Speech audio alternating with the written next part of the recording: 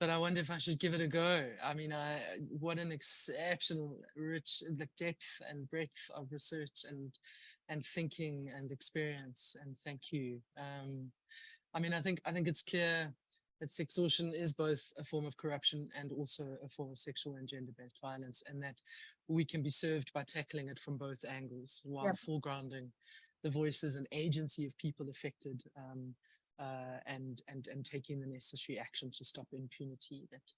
That women's bodies, particularly poor women, have been harmed in transactions with men who have power is as old and as pernicious as patriarchy. And I think that some of what has been shared today makes it very clear that we need to improve administrative justice and procedural fairness, which is an area of law that affords people rights when they're seeking a wide variety of public services that are seldom well understood. And I think we often focus on human rights, and we don't do enough to understand administrative rights and procedural fairness rights, and to raise awareness and tools around that. Given the very clear poverty dimensions of this, the imperative to advance social justice remains absolutely crystal clear.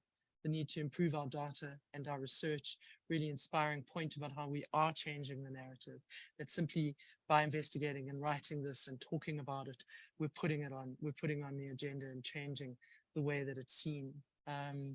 That we need to, in our lives and in our work, adopt a no tolerance approach to any form of gender-based prejudice or violence in any form, including impunity. It seems that reporting mechanisms that are accessible, known, and used, and psychosocial support to people who are victimized is absolutely crucial, alongside the necessary legal reform with very clear sanctions and consequences.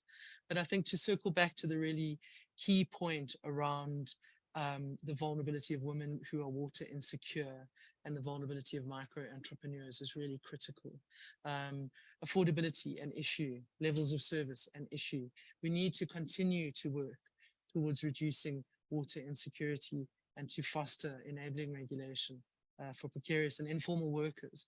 And it's just been so immensely inspiring to kind of have that raised back up at the agenda. We really, really want to change water insecurity, the face of water insecurity, and the impact that has on poverty and social justice.